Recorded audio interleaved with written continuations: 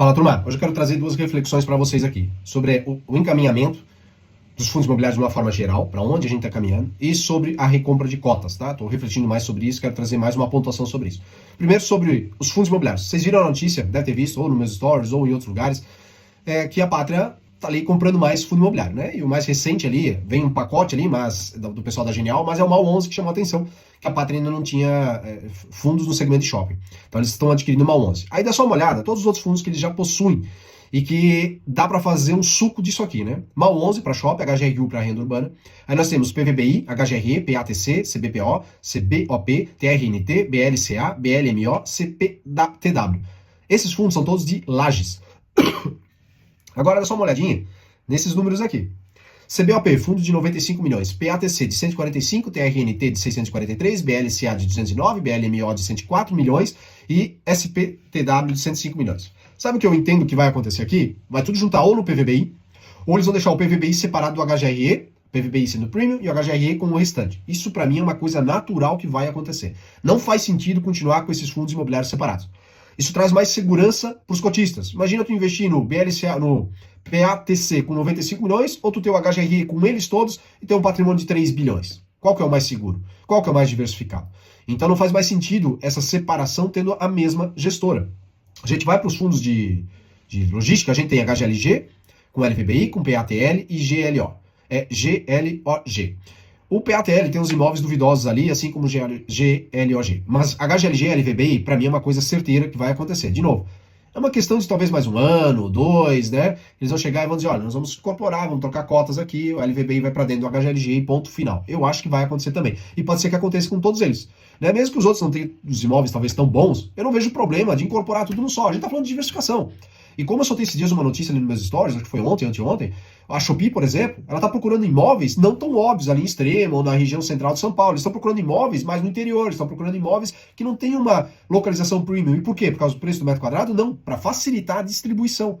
Então essa questão dos imóveis não ser tão bem localizados, eu falo isso há muito tempo sobre o GGRC, né? Essa questão de não ser localizado, tão bem localizado, eu não vejo como um problema. Eu vejo aí que juntando tudo isso, a gente vai ter um fundo, o HGLG já é grande, chegando aos 8, 9, nem olhei a conta aqui, mas chegando talvez aos 9 bi.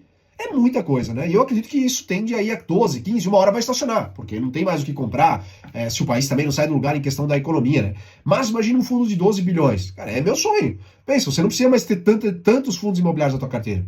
Tenha 2, 3 lá, para quem quer ter papelada, né? Tenha 2, 3 quadros de tijolo, você vai ter mais lá 2, 3 de papel e mais um outro lá dentro, se quer ter Fiagro ou fundo infra, tá pronto, tá resolvido. Estamos falando de fundos de 12 bilhões, 8 bilhões, 15 bilhões. Não tem mais diversificação, não tem mais erro nessa questão de, pode dar um problema, né? Logicamente que precisa acompanhar para ver se o gestor segue fazendo um bom trabalho, né?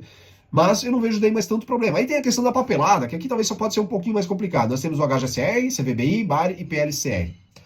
Aqui tem questão de carteira, tipo de perfil de CRI, né? O HGCR com o CVBI, apesar de ser um perfil semelhante, as características do CRI são um pouco diferentes. Aí nós pegamos o BARI com o PLCR, a mesma coisa. Mas, querendo ou não, é tudo a mesma gestora. Né? Talvez aqui pode ficar separado, porque a gente está falando de perfil de investimento diferente. E por fim, aqui nós temos os fundos de fundos, que aí eu vejo que podia juntar tudo.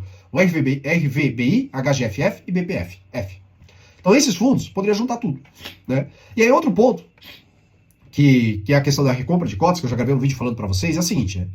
Fiquei refletindo mais sobre isso. E o que eu vejo aqui, né? Talvez pode acontecer de ser interessante quando a gente está numa situação como a gente está agora. A gente estava em dezembro, fundos imobiliários com alavancagem, e aí o que acontece? A cota muito batida. E não faz sentido, todo o fundamento está ali, o fundo está redondo, ele está lá com sua alavancagem que ele tem para pagar e o caixa está acabando. Então, de repente, pode ser interessante o fundo pegar parte desse caixa, recomprar cotas, vai eliminar essas cotas, certo? VP do fundo vai subir, tendência do mercado, o valor negociado é subir também, e aí, de repente, o fundo consegue fazer uma emissão. Fazendo uma emissão, de repente ele tem uma dívida de 700 milhões, ele capta lá uns 500 milhões, compra imóveis e tem caixa para trabalhar os próximos anos de novo.